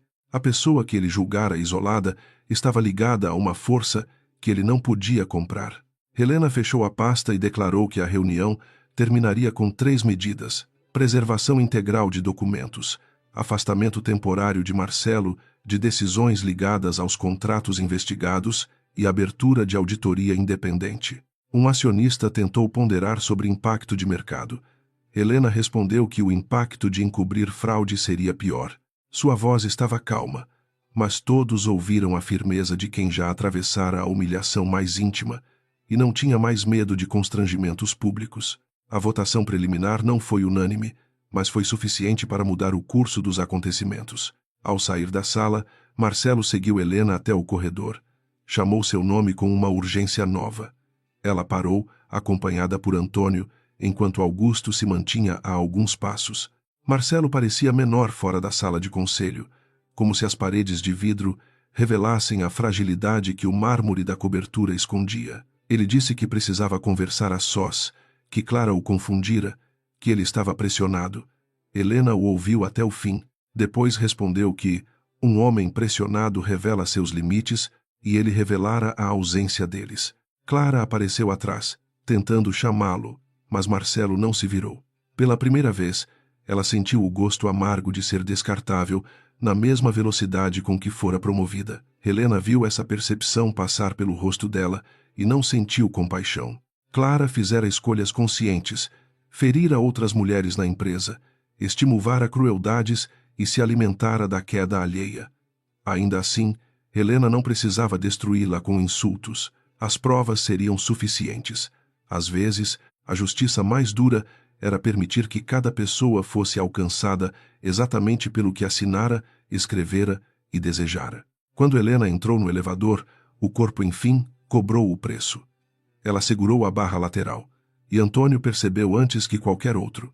Augusto deu um passo, mas ela respirou fundo e se manteve de pé. Disse que não cairia naquele prédio. A frase era simples, quase prática, mas carregava tudo. Não cairia diante dos funcionários, dos acionistas, de Marcelo, de Clara, não cairia no lugar onde tantas vezes sua inteligência fora usada sem crédito. O elevador desceu em silêncio, levando com ela o primeiro sinal visível de que o império de Marcelo havia começado a desmoronar. A notícia da presença de Augusto Duarte na sede da Azevedo Capital espalhou-se com a velocidade das coisas que ninguém ousava anunciar oficialmente. Às 4 da tarde, todos os andares já sabiam que Marcelo havia perdido a reunião, embora cada boca contasse a derrota com detalhes diferentes. Alguns diziam que Helena exibira vídeos do hospital diante do conselho. Outros juravam que Augusto compraria a empresa inteira apenas para fechá-la. Daniel Rocha, mais prudente, corrigia ninguém. Sabia que boatos eram perigosos, mas também sabia que o silêncio dos culpados pesava mais do que qualquer rumor. Marcelo permaneceu trancado em sua sala por quase 1 hora depois que Helena saiu. A cidade brilhava do outro lado do vidro, indiferente ao homem que se via pela primeira vez sem domínio sobre a própria história. Clara tentara entrar 2 vezes, mas ele mandara a secretária dizer que estava em ligação. Não estava. Apenas caminhava entre a mesa e a janela, lembrando cada gesto da reunião, cada olhar dos acionistas, cada palavra de Augusto. O que mais o humilhava não era a ameaça jurídica, era ter sido surpreendido por uma esposa que julgava decifrada. Renato Vilas entrou sem pedir licença, carregando a formalidade cansada de quem já não tinha paciência para vaidades inflamadas. Disse que o afastamento temporário seria inevitável se Marcelo não cooperasse, e que a auditoria teria acesso aos contratos citados por Helena. Marcelo respondeu que nenhum auditor externo entraria em seus arquivos sem guerra. Renato colocou a pasta sobre a mesa e afirmou que guerra era uma palavra bonita para quem ainda tinha munição. A frase pairou seca. Marcelo virou-se, furioso, mas encontrou no advogado uma firmeza que antes nunca precisara enfrentar. Clara finalmente entrou, ignorando a secretária, e fechou a porta com força. Seus olhos estavam úmidos, mas não por tristeza. Era medo temperado por irritação. Ela perguntou por que Marcelo não lhe contara que Helena era filha de Augusto Duarte. Marcelo riu sem alegria, dizendo que ninguém contara a ele. Clara acusou-o de incompetência.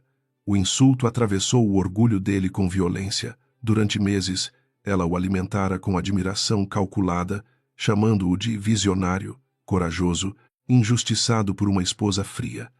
Agora, diante da ruína, retirava as flores e mostrava os espinhos. Marcelo aproximou-se dela, não com desejo, mas com suspeita.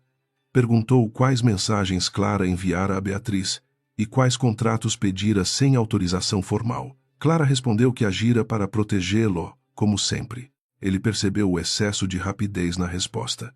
A mentira não estava necessariamente no conteúdo, mas no reflexo. Renato, ainda presente, observava ambos com a cautela de quem testemunha uma aliança apodrecendo. Disse que qualquer conversa daquele tipo deveria ocorrer separadamente e com assessoria própria. Clara lançou-lhe um olhar de desprezo, mas por dentro entendeu a advertência. Enquanto isso, Helena voltava ao apartamento de Higienópolis, acompanhada por Antônio e Augusto.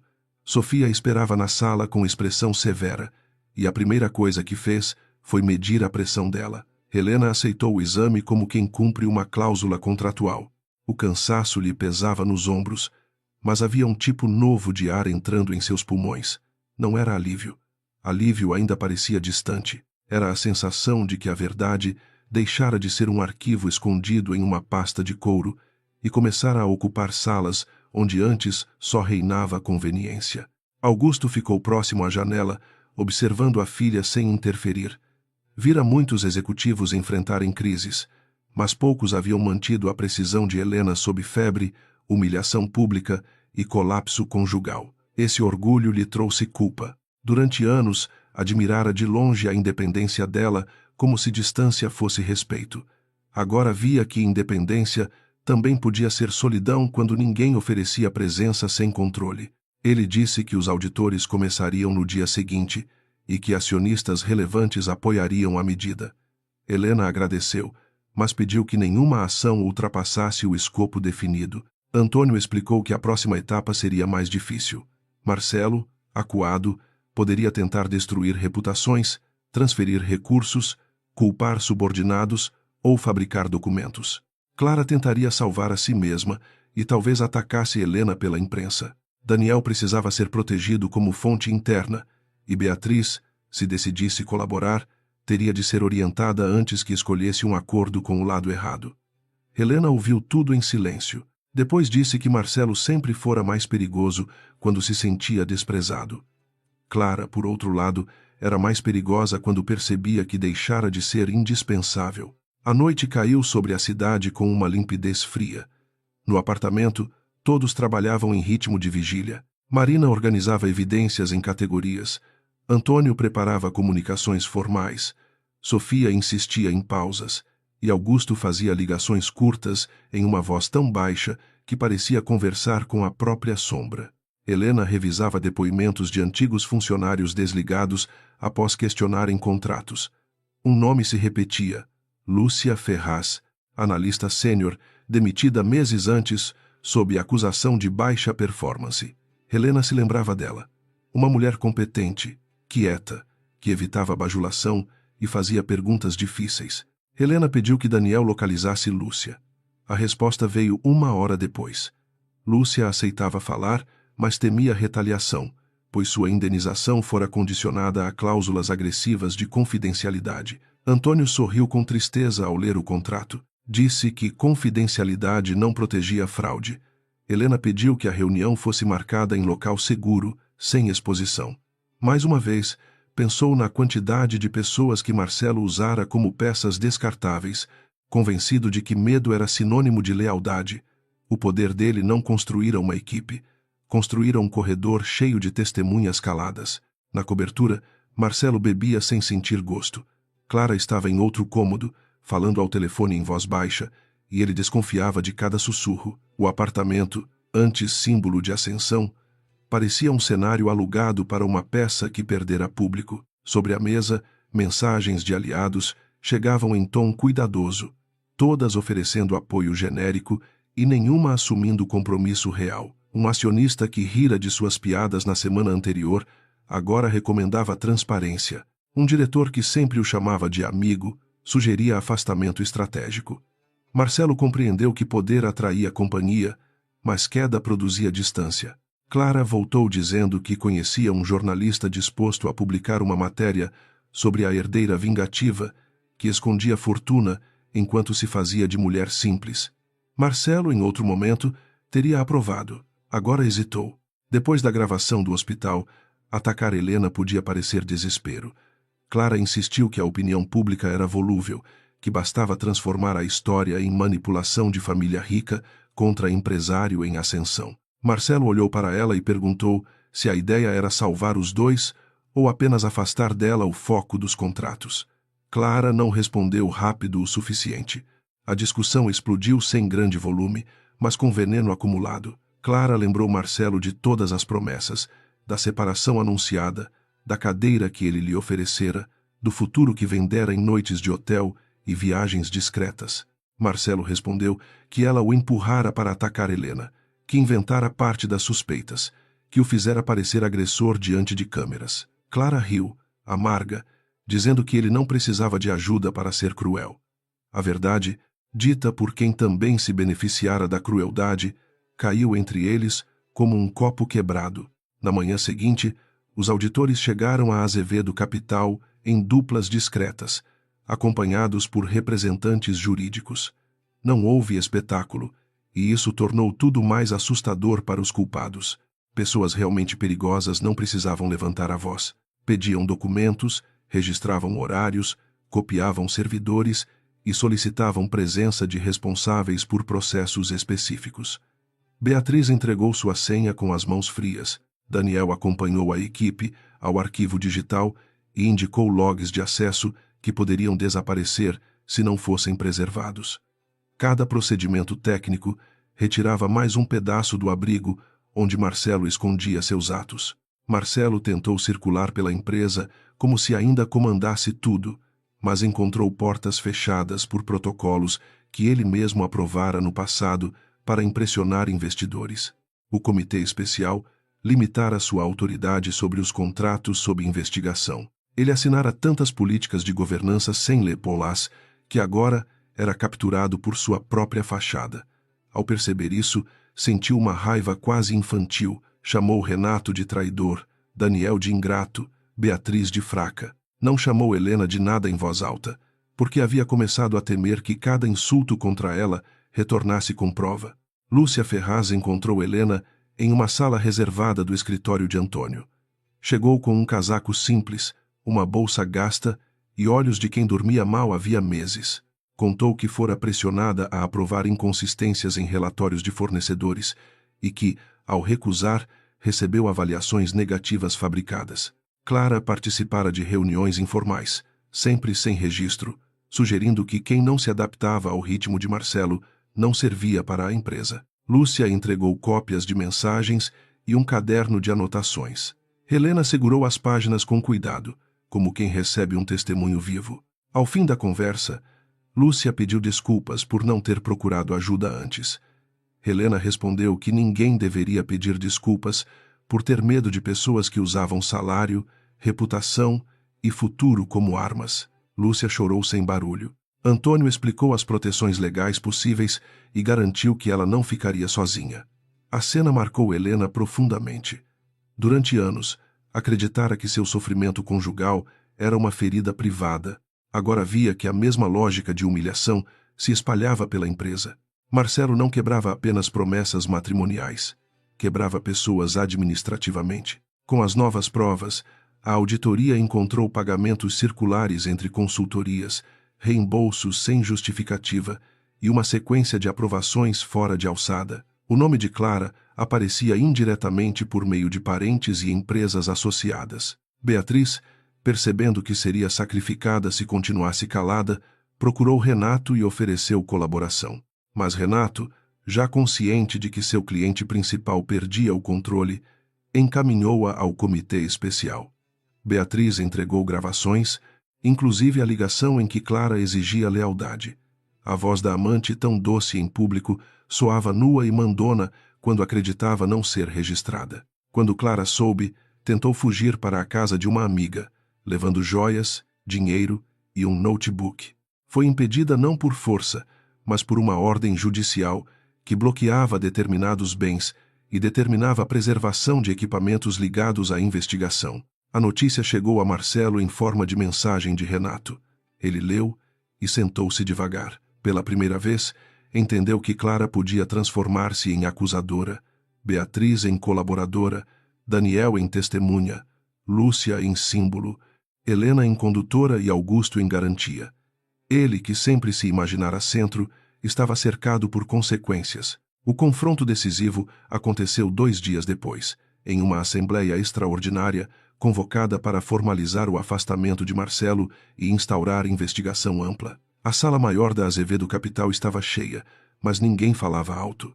A imprensa aguardava do lado de fora do prédio, acionistas exigiam respostas, funcionários acompanhavam rumores pelos celulares. Helena chegou com Antônio e Augusto, vestindo cinza escuro, sem joias chamativas, sem qualquer teatralidade. Sua presença causou silêncio não porque carregasse o sobrenome do pai, mas porque todos sabiam que ela havia sido subestimada até o instante em que trouxe luz.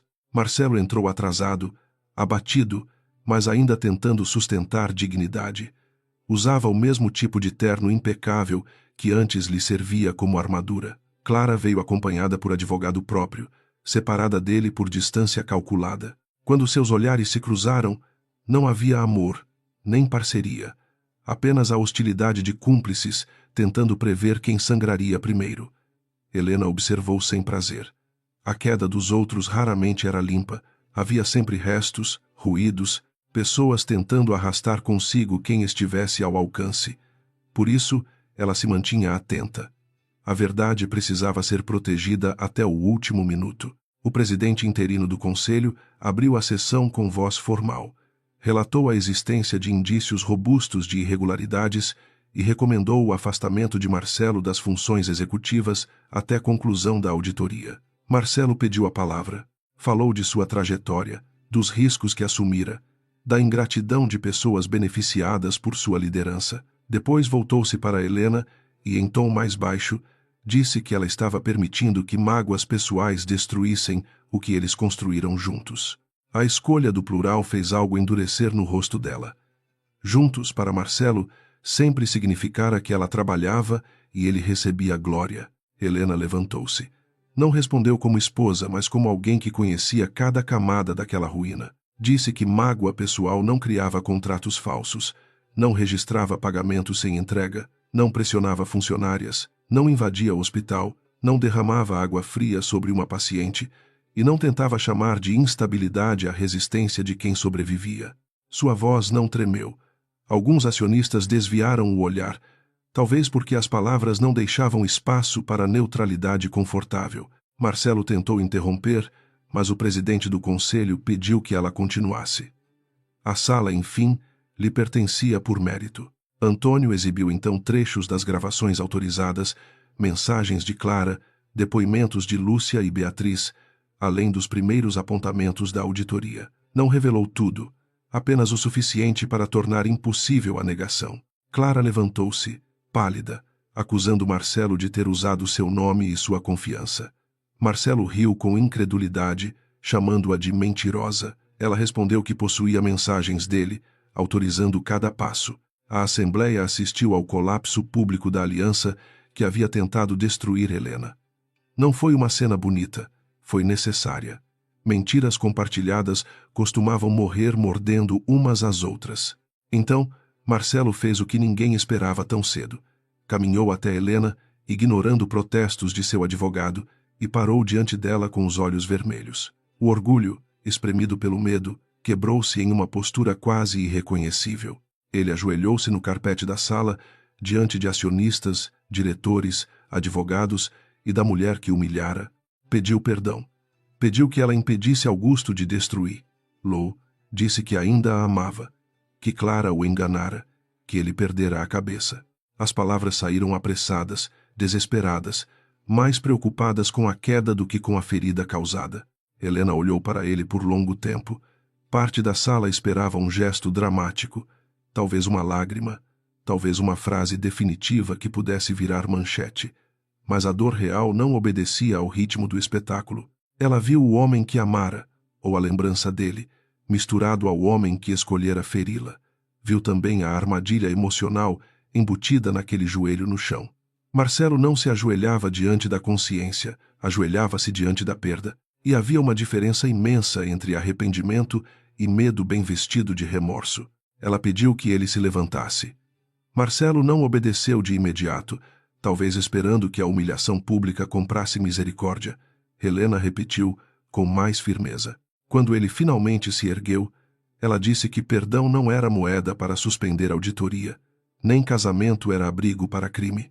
Disse que responderia por seus atos diante das instâncias corretas, como qualquer pessoa que tanto falara em mérito e responsabilidade. Quanto ao amor, acrescentou, talvez um dia ele entendesse que amar alguém não era possuir sua paciência até transformar em silêncio. Augusto permaneceu imóvel ao lado, e essa contenção lhe custou mais do que demonstrava. Queria arrancar Marcelo daquela sala. Queria responder como pai, antes de agir como investidor. Mas Helena não precisava de um guerreiro em seu lugar. Precisava que ele respeitasse o território conquistado por ela. Quando Marcelo olhou para Augusto em busca de clemência, encontrou apenas uma sentença silenciosa. O homem que ele tentara impressionar durante anos agora via nele não ambição, mas pequenez. Essa percepção foi a punição íntima que nenhuma decisão societária conseguiria registrar. A votação confirmou o afastamento de Marcelo, a abertura integral da auditoria, a suspensão de contratos suspeitos e a criação de um canal protegido para denúncias. Clara também foi afastada de qualquer relação consultiva e seus pagamentos seriam analisados. Beatriz colaboraria sob termos específicos. Daniel seria protegido pelo comitê e Lúcia teria sua denúncia formalmente incorporada. A assembleia terminou sem aplausos. Justiça madura não precisava de comemoração ruidosa. Precisava de atas assinadas, prazos definidos, garantias reais e coragem para suportar a sujeira que vinha à superfície. Ao sair do prédio, Helena encontrou flashes e perguntas, mas não parou. Antônio informou que uma declaração oficial seria enviada. Sofia, que aguardava no carro por insistência própria, abriu a porta e examinou o rosto dela antes de qualquer saudação. Helena entrou, exausta, e só então permitiu que os ombros caíssem. Do lado de fora, Marcelo apareceu cercado por advogados, evitando câmeras, enquanto Clara seguia por outra saída. A distância entre eles era o retrato final de uma ambição construída sobre conveniência. Quando a proteção acabou, não restou aliança. No banco traseiro, Augusto perguntou se Helena queria ir para a casa dele. Ela olhou pela janela, para a cidade que voltava a acender luzes no fim da tarde. Durante muito tempo, evitara aquela casa por medo de voltar a ser filha antes de ser mulher. Agora entendia que uma coisa não diminuía a outra. Disse que iria, mas apenas por uma noite, e que no dia seguinte voltaria ao apartamento para continuar o trabalho. Augusto aceitou sem negociar. Esse respeito simples pareceu a Helena uma ponte possível, pequena ainda, mas real. A mansão dos Duarte permanecia quase igual, com seus corredores largos, o jardim úmido e o piano fechado de Elisa na sala principal. Helena entrou devagar, sentindo memórias se moverem atrás das portas. Não voltou como menina derrotada, nem como herdeira triunfante. Voltou como alguém que carregava cicatrizes recentes e decisões firmes. Augusto caminhou ao lado dela, sem tocar, mas perto o suficiente para que a distância antiga não se repetisse. Naquela noite, pela primeira vez em muitos anos, pai e filha jantaram sem falar de negócios nos primeiros minutos. Mais tarde, sozinha no antigo quarto, Helena recebeu uma última mensagem de Marcelo. Ele dizia que jamais imaginara que as coisas chegariam àquele ponto. Ela leu com uma tristeza serena. O problema de Marcelo fora exatamente esse: imaginar que nenhum ato chegaria ao ponto de cobrar resposta. Helena apagou a mensagem sem responder. Do lado de fora, o inverno ainda soprava entre as árvores, mas dentro dela havia uma calma nova. Não era felicidade ainda, era espaço, e, para quem vivera tanto tempo dentro da sombra de outro, espaço já era começo de liberdade. O processo de queda raramente produzia o som que as pessoas imaginavam.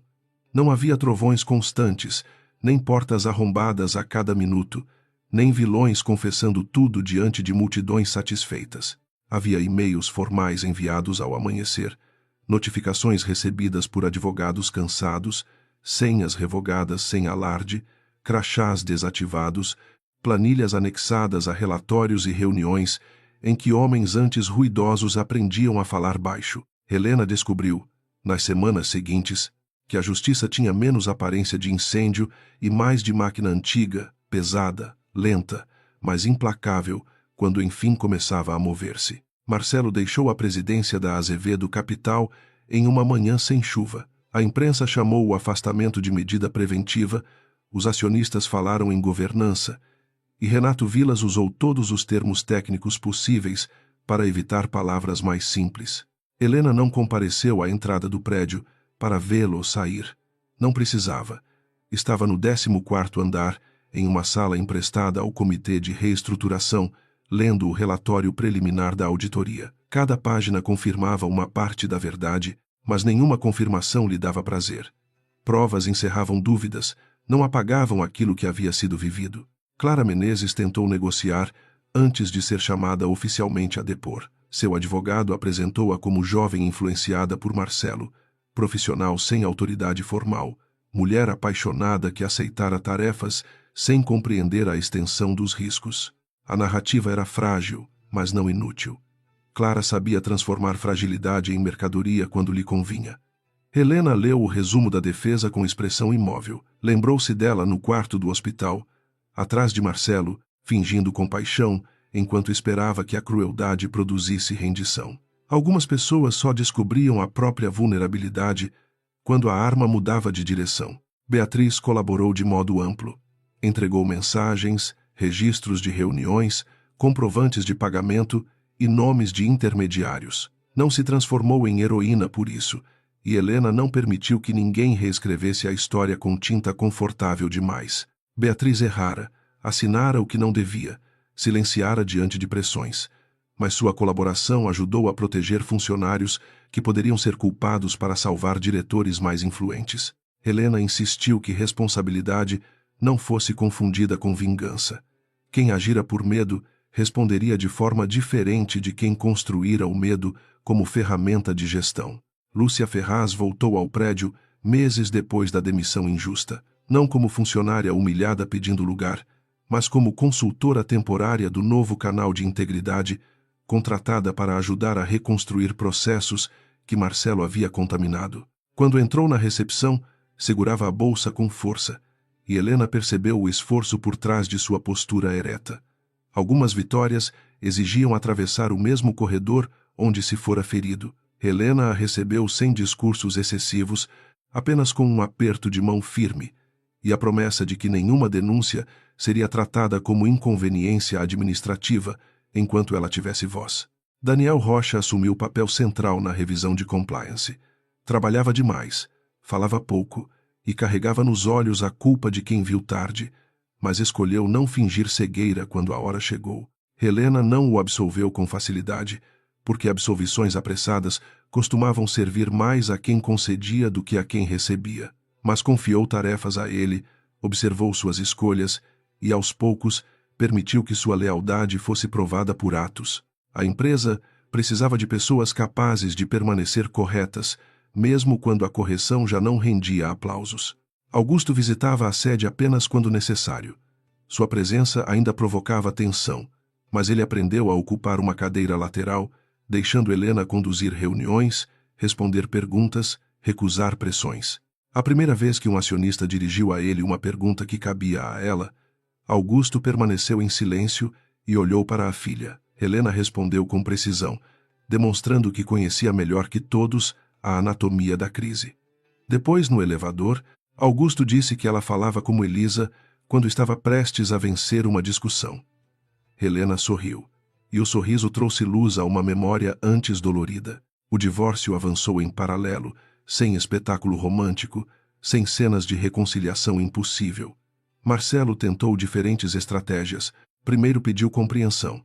Depois, acusou Helena de usar o pai para destruí-lo.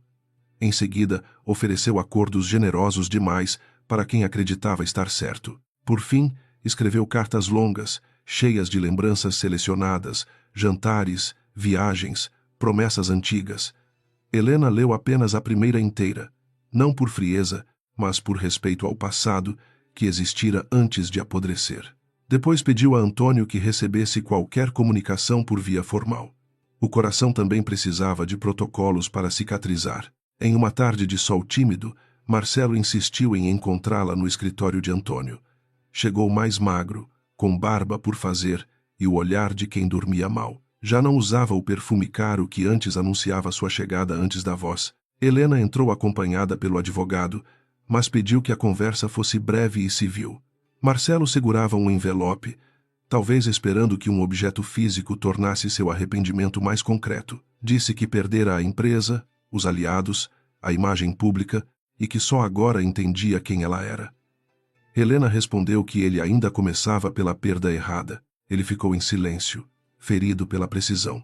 Disse que Clara havia mentido, que o manipulara, que despertara nele ciúmes e medo. Helena não negou que Clara mentira. Apenas perguntou que tipo de homem precisava de tão pouca provocação para despejar água fria sobre uma esposa doente. Marcelo abaixou a cabeça. Não havia resposta que não o condenasse. Pela primeira vez, talvez, ele compreendeu que a cena do hospital não era um acidente isolado. Era a forma extrema de muitas pequenas violências anteriores. Cada interrupção, cada desprezo, cada crédito roubado, cada dúvida plantada sobre sua lucidez. Marcelo colocou o envelope sobre a mesa. Dentro havia cópias de documentos pessoais que pertenciam a Helena e que ele mantivera na cobertura, além de uma aliança envolta em tecido escuro. Disse que não pedia para voltar, apenas para ser perdoado um dia. Helena olhou para a aliança, lembrando-se da manhã clara em que a recebera, quando ainda acreditava que duas ambições podiam caminhar juntas se houvesse amor bastante. Não tocou no anel. Disse que talvez o perdoasse quando o perdão deixasse de ser uma ponte para ele e se tornasse descanso para ela. A frase pareceu atravessar Marcelo mais profundamente do que qualquer decisão legal. Ele chorou sem ruído, e Helena sentiu tristeza, mas não impulso de consolá-lo. Esse foi o momento em que percebeu que estava livre, não porque deixara de lembrar, nem porque a dor desaparecera, mas porque o sofrimento dele já não a convocava automaticamente a salvá-lo. Durante anos, confundira compaixão com responsabilidade por emoções alheias. Agora, via que permitir que Marcelo enfrentasse as próprias consequências era uma forma de justiça e, talvez, a única chance real de ele se tornar menos cruel. Clara enfrentou seus próprios desdobramentos com menos silêncio. Tentou vender entrevistas, insinuar que possuía segredos sobre Augusto, ameaçar Beatriz, acusar Marcelo de tudo, e quando isso falhou, apresentou-se como vítima de uma elite que a usara. Algumas pessoas acreditaram, porque sempre havia quem preferisse uma narrativa melodramática a documentos complexos. Mas a investigação reuniu mensagens suficientes para demonstrar participação ativa em esquemas de favorecimento e difamação interna. Clara não foi destruída por Helena. Foi alcançada por rastros que ela mesma deixara enquanto acreditava que beleza e audácia bastariam para apagar pegadas. Meses depois, a Azevedo Capital ganhou outro nome jurídico e uma nova estrutura. Helena recusou assumir a presidência permanente, embora muitos esperassem isso. Aceitou liderar a transição, instalar controles reais, reparar danos possíveis e preparar uma sucessão limpa. Disse ao conselho que empresas não deveriam depender de salvadores, mas de sistemas que impedissem abusos, mesmo quando pessoas carismáticas ocupassem cadeiras altas. A frase virou manchete em uma revista econômica, mas Helena quase não a leu. O reconhecimento público lhe interessava menos do que ver analistas jovens fazendo perguntas sem medo nas reuniões seguintes. Sofia acompanhou tudo com orgulho discreto e vigilância médica implacável. Obrigou Helena a manter consultas, pausas e exames. Em certa manhã, levou-a ao mesmo hospital onde tudo começara, não por necessidade clínica urgente, mas porque Helena precisava retirar documentos finais. Ao passar pelo corredor do quarto antigo, Helena diminuiu o passo. A porta estava aberta, e o espaço parecia menor do que em sua memória. A cama arrumada, a janela limpa, o suporte de soro silencioso. Nada ali revelava a violência ocorrida, mas seu corpo se lembrava. Paula, a enfermeira da noite, apareceu no posto e reconheceu Helena imediatamente. As duas se abraçaram sem grande cerimônia. Paula contou que prestara depoimento e que não se arrependera, apesar das pressões iniciais. Helena agradeceu, dizendo que coragem muitas vezes começava em testemunhar o óbvio, quando outros preferiam chamar de confusão. Paula sorriu, emocionada. A cena não apagou o frio daquela madrugada, mas lhe deu outro contorno. O quarto deixava de ser apenas lugar de humilhação. Tornava-se também lugar onde pessoas comuns haviam recusado participar do silêncio. A relação entre Helena e Augusto curou-se devagar, sem promessas grandiosas. Eles começaram com jantares semanais, depois caminhadas curtas no jardim da antiga casa. Falavam de Elisa com menos cuidado e mais verdade. Augusto confessou seus erros sem tentar transformá-los em tragédia elegante. Disse que se enterrara no trabalho porque a dor da filha lhe exigia uma coragem que ele não possuía. Helena ouviu, ferida e aliviada. Respondeu que também o punira por anos, não apenas por ausência, mas por temer precisar dele. Pai e filha descobriram que amor tardio ainda podia ser amor, desde que viesse humilde. Em uma noite de primavera, Augusto abriu o piano de Elisa pela primeira vez em muitos anos. Não sabia tocar bem, mas Helena sim, embora quase ninguém conhecesse esse lado dela. Sentou-se diante das teclas e tocou uma melodia simples que a mãe ensinara quando ela era criança. O som preencheu a sala com uma doçura sem teatralidade. Augusto ficou de pé perto da janela, os olhos úmidos. Não houve discurso. Algumas reconciliações não precisavam de palavras quando a música devolvia aos vivos um pedaço honesto dos mortos. A audiência final do divórcio aconteceu sem surpresas. Marcelo aceitou os termos depois de perceber que prolongar a disputa apenas ampliaria sua exposição. Estava respondendo a processos societários e investigações administrativas, além de enfrentar ações de ex-funcionários. Não terminou pobre, porque homens como ele raramente caíam até o chão que tantas pessoas conheciam. Mas terminou menor, vigiado, sem o comando que definira sua identidade. Ao cruzar com Helena no corredor do fórum, inclinou a cabeça. Ela respondeu com a mesma educação que daria a um desconhecido. Talvez isso tenha doído mais do que ódio.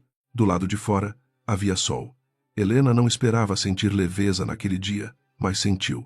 Não uma alegria explosiva, dessas que cabem em fotografias, e sim um silêncio interno sem correntes.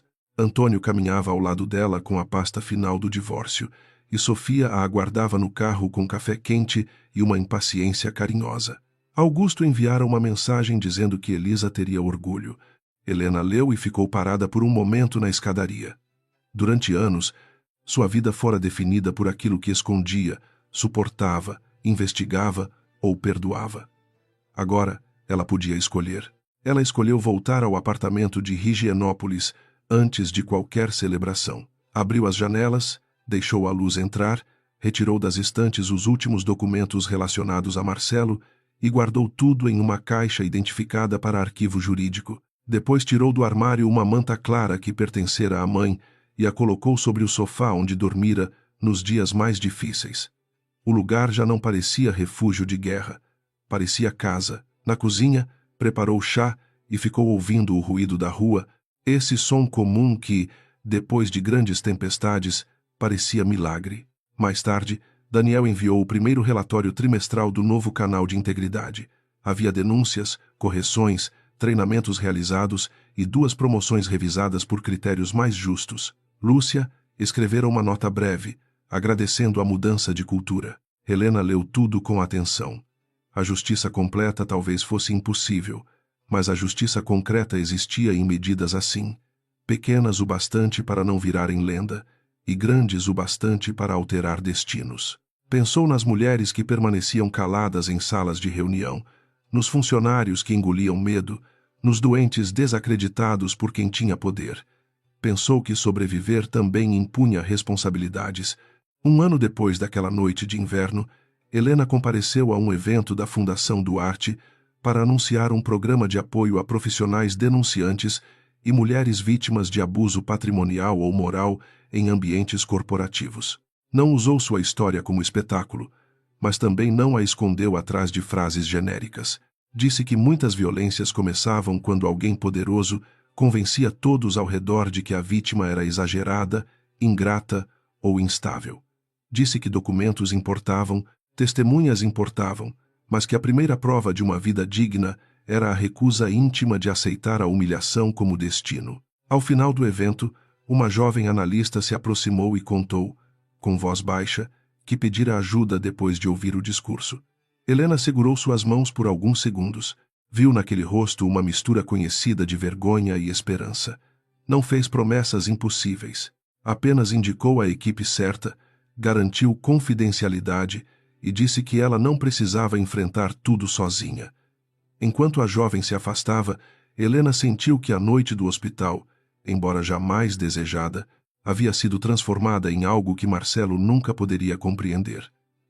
A dor, quando atravessada com verdade, podia abrir caminho para outros escaparem. Naquela mesma noite, Helena voltou para casa caminhando parte do percurso, escoltada de longe por um motorista que respeitava sua vontade de sentir a cidade. O ar estava frio, mas não cruel. As luzes dos prédios refletiam nas calçadas e a vida seguia com sua indiferença generosa. Ela parou diante de uma vitrine escura e viu seu reflexo. Já não procurou a mulher encharcada no quarto hospitalar, nem a esposa silenciosa ao lado de Marcelo, nem a filha que fugia do sobrenome do pai. Viu apenas Helena, e isso bastou. Ao chegar ao apartamento, encontrou uma mensagem antiga arquivada sem querer, enviada por Marcelo meses antes do fim, quando ainda acreditava que podia ordenar o mundo. Por um instante, o passado tentou erguer a voz. Helena apagou a mensagem definitivamente e desligou o celular. Depois abriu a janela. O vento entrou leve, movendo as cortinas como respiração nova. Ela preparou uma xícara de chá, sentou-se à mesa, onde organizara as primeiras provas e tocou a superfície da madeira com gratidão silenciosa. Ali, no lugar onde planejara a ruptura, agora podia imaginar começos. A primavera avançava sobre São Paulo com paciência. No jardim da casa de Augusto, as flores de Elisa voltaram a crescer depois de anos de abandono cuidadoso demais. Na empresa, jovens funcionárias corrigiam diretores sem pedir desculpas antes de falar.